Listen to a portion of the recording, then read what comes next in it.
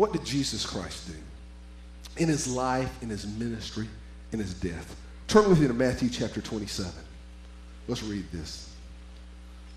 Just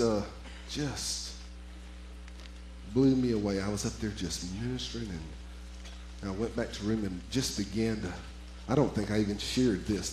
This began to flow as I was riding back in my room as everybody else was having lunch. Matthew 27, verse 50.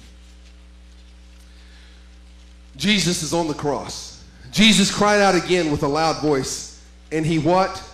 He yielded up his spirit. What happened when he died? Next verse. Behold, the veil of the temple was torn, what? In two. From, if man tore it, be torn from what? The bottom to the top. You know how, do you know the veil to the Holy of Holies? Do you know how thick it was? It was 3 feet thick. I cannot imagine. Some of you are seamstresses and stuff. Can you imagine? I couldn't tear this garment, all right? That's not a 1/4 of an inch thick. It was 3 feet thick. They had that much fear of God. They didn't want any of the glory of God to get out because they knew it would kill them.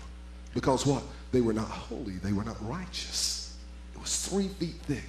And that veil of the temple was torn from what? Top to bottom. The earth what? The rocks were, next verse.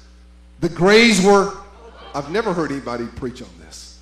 All right. The graves were open, and as many, it tells us in other places that 500 of the bodies of dead saints who'd fallen asleep were raised. Wow. Wow. Let's go back and read verse 52 again. And what now? The graves were, all right, the veil was rent, the graves were open, the earthquake, and the bodies of the saints were, wow, they were raised. Let's keep reading. 53. Coming out of the graves after his resurrection, they went to the holy city and appeared to many. 54. So when the centurion and those with him who were guarding Jesus saw the earthquake and the things that had happened, they feared greatly and said, what? Truly, this was the Son of God. They too expressed their faith and their belief. Okay? Here's what I want you to get. Jesus Christ, when he died on that cross, he opened the heavens. He opened the spirit realm when he died, and he began to make the way for the new covenant with better promises, better provision, because what? He was a better sacrifice to open up. I want you to know, right then at that moment, the heavens opened, and they've never been closed since then. I've prayed wrong for a lot of years. Lord, would you please open the heavens? He said, son, they're about as open as they're ever going to be. What's not open is your brain. What's not open is your concept of me. What's closed it is religion and tradition. That'll preach, huh?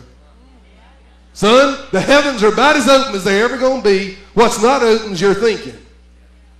What's not open is your revelation. What's not open is your understanding. What's not open is it needs to be is the way you approach me.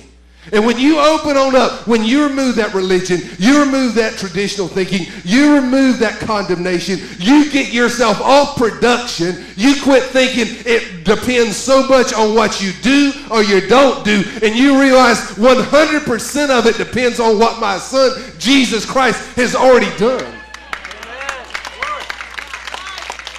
Wow.